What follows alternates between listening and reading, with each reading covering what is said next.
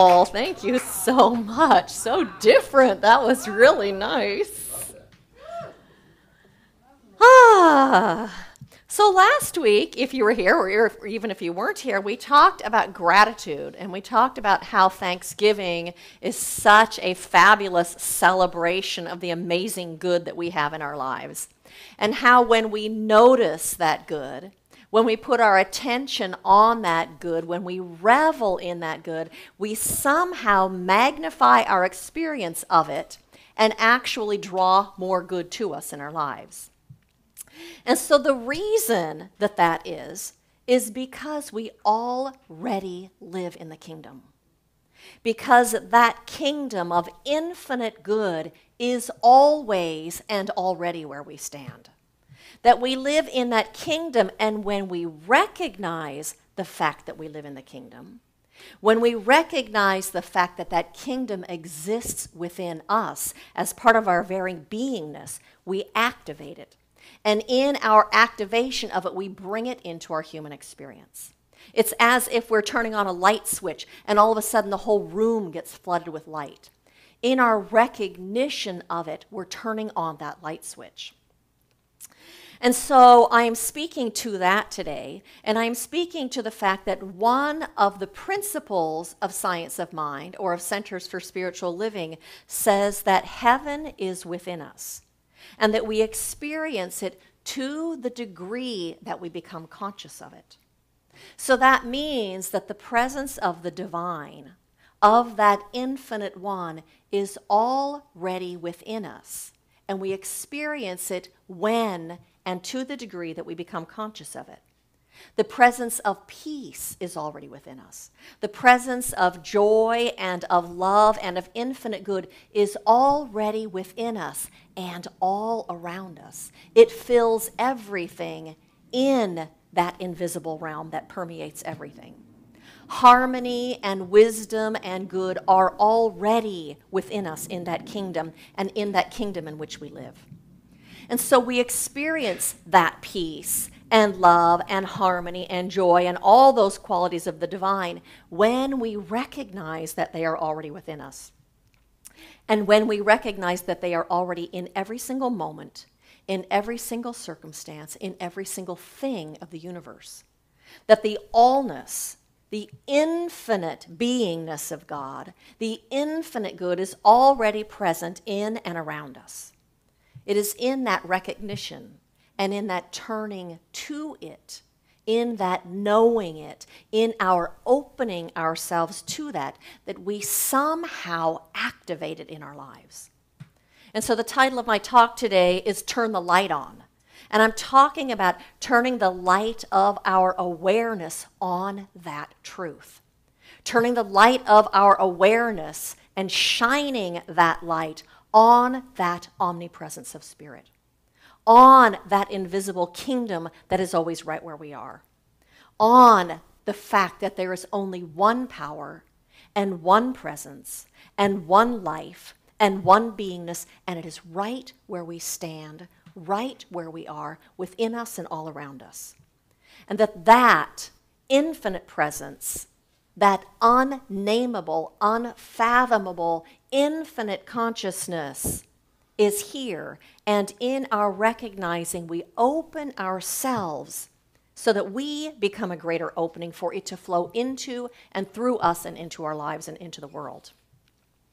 And so I know that every single one of us in this room, we want to experience peace.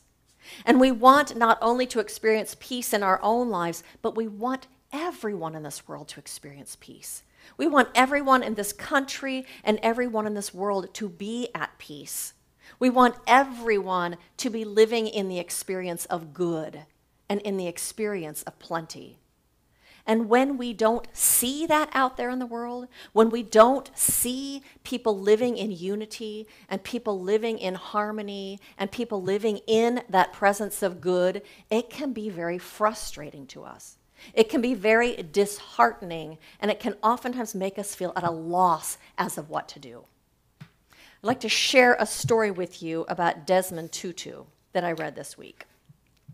It says, during the deepest, darkest days of apartheid, When the government tried to shut down opposition by canceling a political rally, Archbishop Desmond Tutu declared that he would hold a church service instead. St. George's Cathedral in Cape Town, South Africa, was filled with worshipers. Outside the cathedral, hundreds of police gathered, and a show of force was intended to intimidate them. As Tutu was preaching, the police entered the cathedral, armed, and lined the walls. They took out notebooks and recorded Tutu's words. But Tutu would not be intimidated. He preached against the evils of apartheid, declaring that it could not endure. At one extraordinary point, he addressed the police directly. He said, quote, "You are powerful. You are very powerful, but you are not gods. And I serve a God who cannot be mocked." That means I serve a God who cannot be made less than what it is. So since you've already lost, I invite you today to come and join the winning side. With that, the congregation erupted into dance and song. The police didn't know what to do. Their attempt at intimidation had failed. Overcome by the Archbishop's confidence that God and goodness would triumph over evil, it was but a matter of time. That is where we put our faith and our trust and our attention, that God cannot be made less than that which it is, and that is present at every moment, in every situation, in all that is going on. As metaphysicians, we are being called.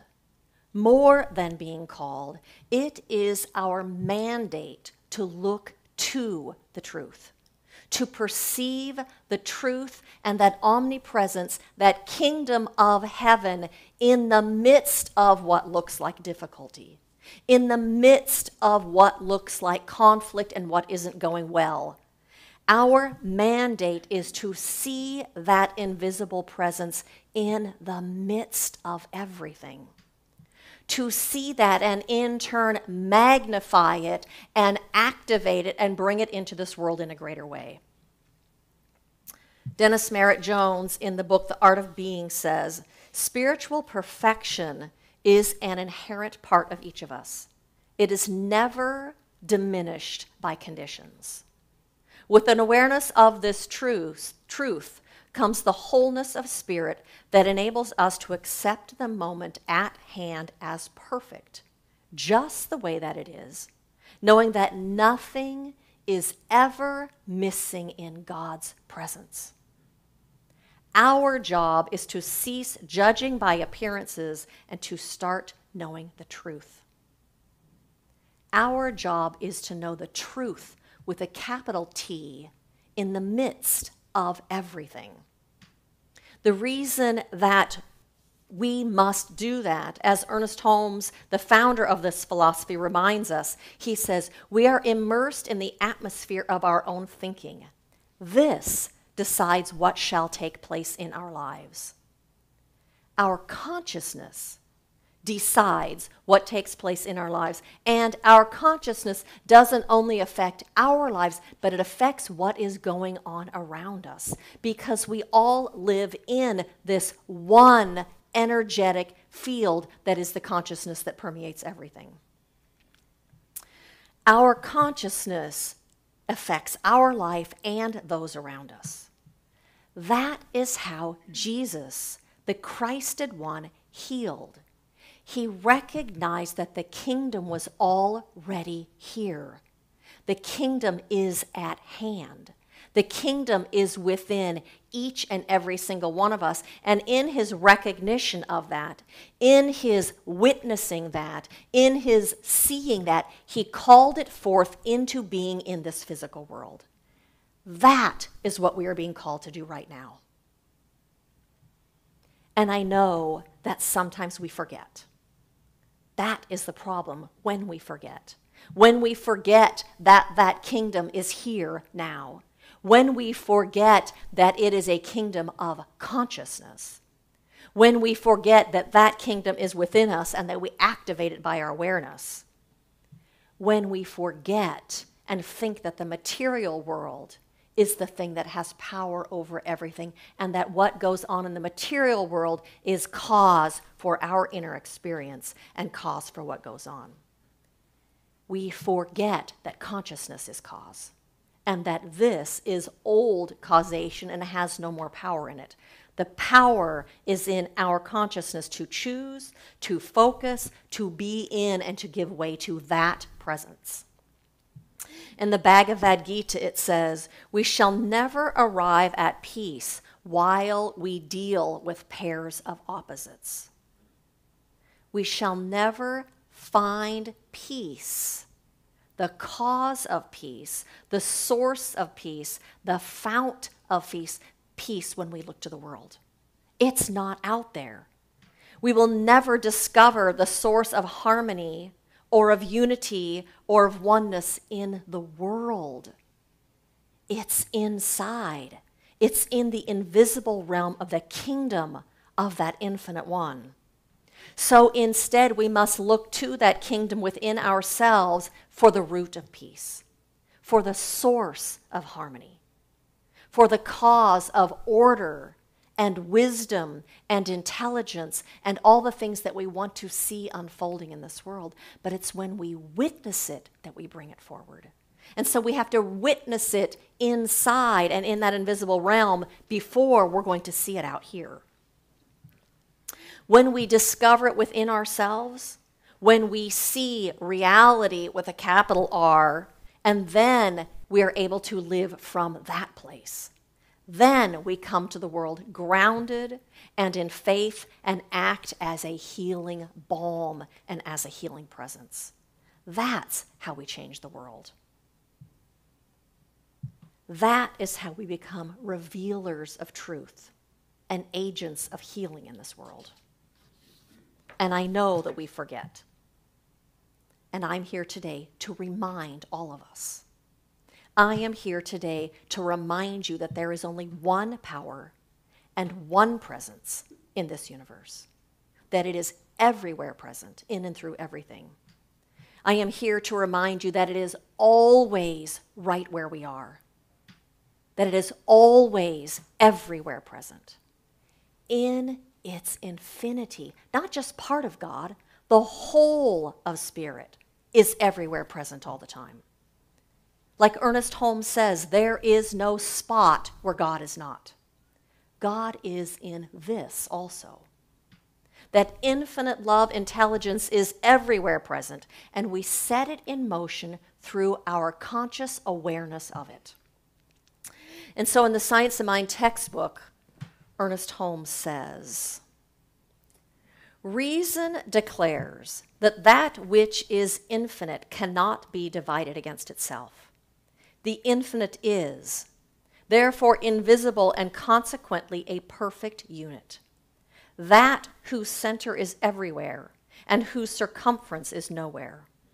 All of it is present at every point and any point within itself. It is not approaching a point nor receding from it, but it is always at the point. The whole of God is present at any and every point within God. And that is everywhere present." And so our job then, our mandate then, is to develop a spiritual consciousness so that we see that, so that that is the lens that we are looking through. And we do that through spiritual study, reading works that are inspiring of masters that help remind us, because we already know it inside here. We read it in a book and it stirs some knowingness within us. Oh, yes, that's the truth that I forget when I'm just looking through these human eyes. So we study spiritual masters. We do contemplation and meditation so that that presence becomes real to us, so that we feel it in our bodies, so that it permeates every cell in our bodies, and then we're living from that place. so that we can live from the awareness that the kingdom is here. The kingdom is now. The kingdom is within me. We know that infinite, almighty, all love, all good, all power, all magnificence, all joy is here now. And that it is more real, that it is more powerful than anything in this world of effect. Our job is to raise our vision, to look up, and to see from a spiritual perspective, to turn our light on. And so I have another story to share with you. It says, Oswald Golter was a missionary in northern China during the 1940s. After 10 years of service, he was returning home. His ship stopped in India, and while waiting for a boat home, he found a group of refugees living in a warehouse on the pier. Unwanted by anyone else, the refugees were stranded there. Golter went to visit them, and it was Christmas time. And he wished them a Merry Christmas and asked them what they would like for Christmas. "We're not Christians," they said. "We don't believe in Christmas."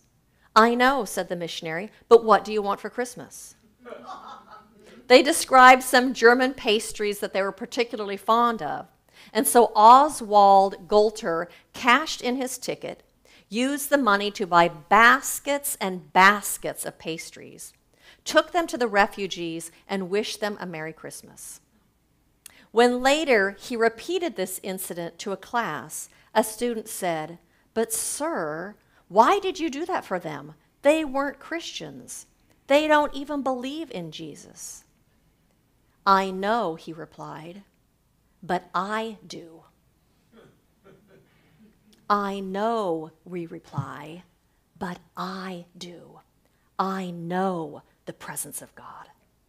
I know the presence of that infinite good that is always available. I know that consciousness heals, that our consciousness makes a difference. I know that the kingdom is here and that it comes into being by our calling it forward, by witnessing it and seeing it and knowing it and feeling it and believing it."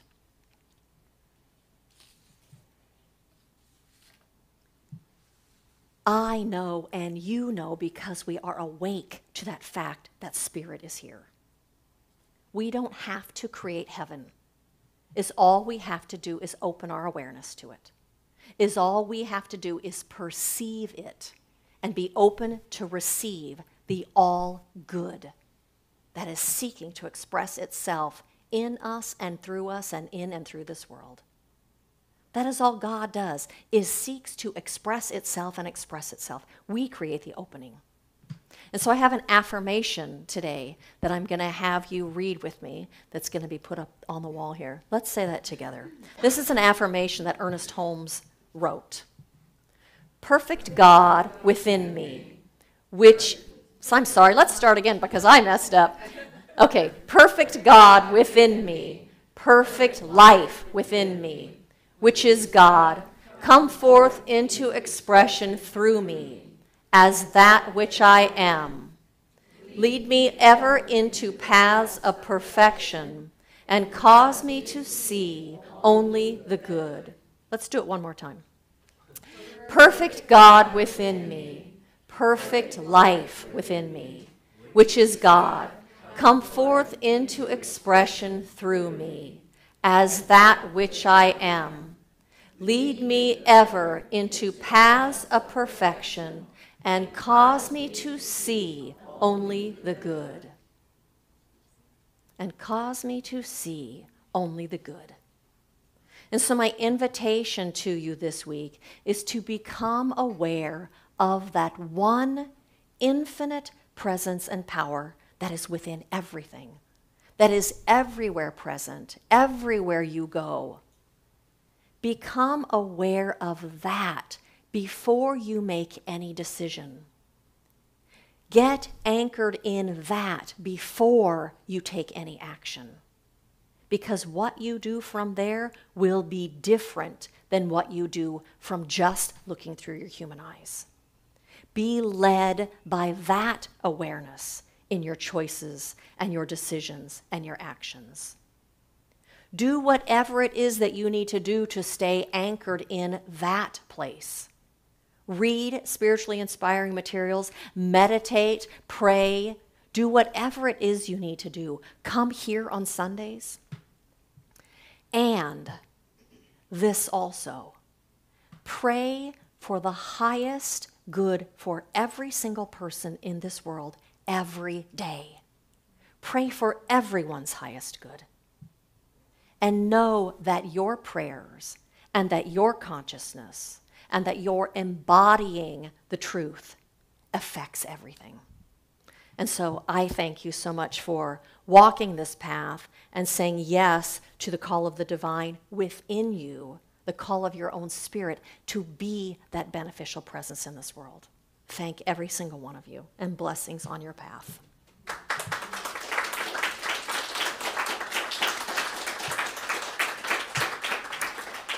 And so, Reverend Karen, you want to come up and pray with me? I'm going to let you start. So I invite you to join us in an affirmative prayer. Knowing that beautiful, awesome presence is right here in this room, in this moment. Breathing life, breathing love, breathing gratitude into each one of us. I know that power and that presence is always where we are. Always giving of itself in, through, and as us. For we are its divine expression. So unique, so beautiful. And what I know and declare is that each one here moves forth through this life, through this week, through this month, with a consciousness of peace, a consciousness of good, a consciousness of that heaven within. Remembering that we are each at choice and that we choose from love. We choose from peace. And as we do so, everything unfolds in such beauty and such grace. And we see things rightly. We see the truth of every being we come across. And as we do, it's all heaven. It's all good. And I pass to Reverend Jennifer. Oh, and what a blessing it is to revel in this truth, to revel in this one beautiful, amazing magnificence, this presence, this life of God. How wonderful it is to remember and to be permeated by this knowingness. And so today I recognize and know that we walk in this presence everywhere we go, in everything that we do. That we can never be a separate or apart from this infinite one, for it fills all of time and all of space with its beingness, with its good, with its life and its love and its glory and its grace. And so that as we recognize that today and as we open our hearts and our minds, it comes flooding into our awareness and into our lives through our acceptance of it. And so today we open ourselves and we accept this to be the truth of our lives. We accept this to be the truth of this world that we are living in. That one infinite beingness is unfolding itself and downloading itself into every single person in this country. That this is spirit having its way in and through and as all of us. For we are all individualized expressions of this one. And so today I know that as we walk this path that we see the blessings, that we see the magnificence, and that we call it forth. For we are that healing balm. We are that place where the divine shows up in this world. And so how blessed we are to recognize that and to know that and to be that. And so I also speak this word about every single policymaker and politician and decision maker in this country, knowing that that infinite presence of good is revealing itself as their heart and as their mind, for they too are expressions of this one. And so today, good is unfolding through each one of them and flowing out into this world as truth and as justice and as good for everyone. And so it is with a grateful heart that I say thank you, God, for this. And it is with absolute conviction and knowingness that I rest in this consciousness, in this awareness. And so I release this prayer into that perfect action of law, knowing that it is done and that it is so because it is the truth. And I rest in that, and we let it go, and I say, and so it is. And so it is. Nice.